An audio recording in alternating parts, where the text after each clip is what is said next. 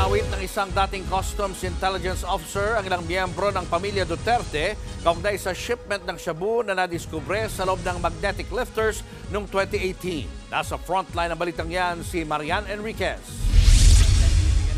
Sinimulan na kanina ang unang pagdinig ng binuong Quad Committee sa Kamara para imbestigahan ang koneksyon ng mga pogo, iligal na droga at extrajudicial killings. Ginanap yan sa Bacolor, Pampanga dahil malapit doon ang mga pogo at iligal na droga na nadiskubre sa Mexico. Bago pa man matalakay ang pogo, inilabas bilang testigo si dating Customs Intelligence Officer Jimmy Guban. Kabilang siya sa nakadiskubre sa shabu na natagpuan sa loob ng magnetic lifters sa Port of Manila noong 2018 na nagkakahalaga ng 6.8 billion pesos. Ang revelasyon niya, ang may-ari raw ng shabu shipment ay ilang miyembro ng pamilya Duterte, pati ang ilang malalapit na opisyal sa kanila. Noong tinatalakay daw ito sa Senado, pinagbantaan umano siya ng isang Paul Gutierrez na huwag banggitin ang pangalan ng mga nasa likod ng shipment. Tuloy-tuloy po akong dinudoro. Jimmy, pag binanggit mo ang pangalan na to, pag binanggit mo to, mamamatay ka. Alam niyo po ba kung sino yung mga tao na ayaw niyang ipabanggit? Si Pulong, si Mans, si Michael Yang, at ang sabi niya pa, mga kaibigan niya ni Bini, Antiporda, magkakasama yan, hindi mo ba iisang pamilya yan? Palagi yan sa Malacanang. Ito, kilala ko po itong si Congressman Pulong Duterte. Sino si Attorney Mans Carpio? He is the husband of then Mayor Sara Duterte. Now, Vice President, Your Honor.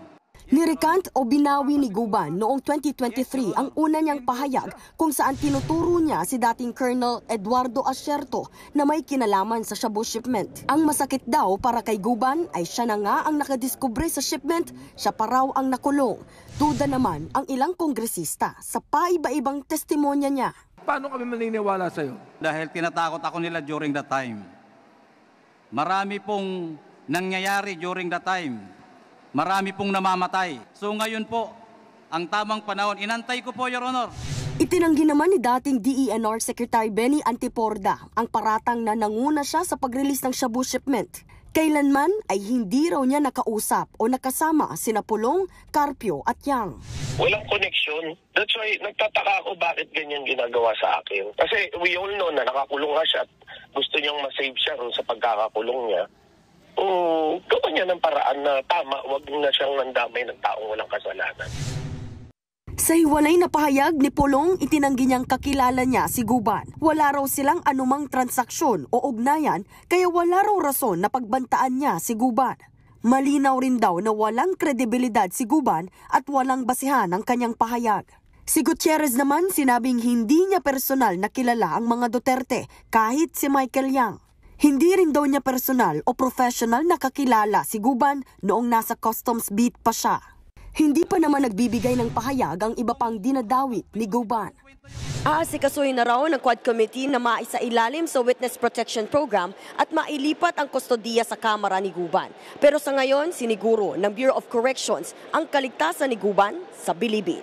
Nagbabalita mula sa Frontline, Marian Enriquez, News 5. Mga kapatid, Julius Babaw po. Iba na ang may alam at may pakialam sa panahon ngayon. Para sa frontline ng mga balita, mag-follow at mag-subscribe sa social media pages ng News 5.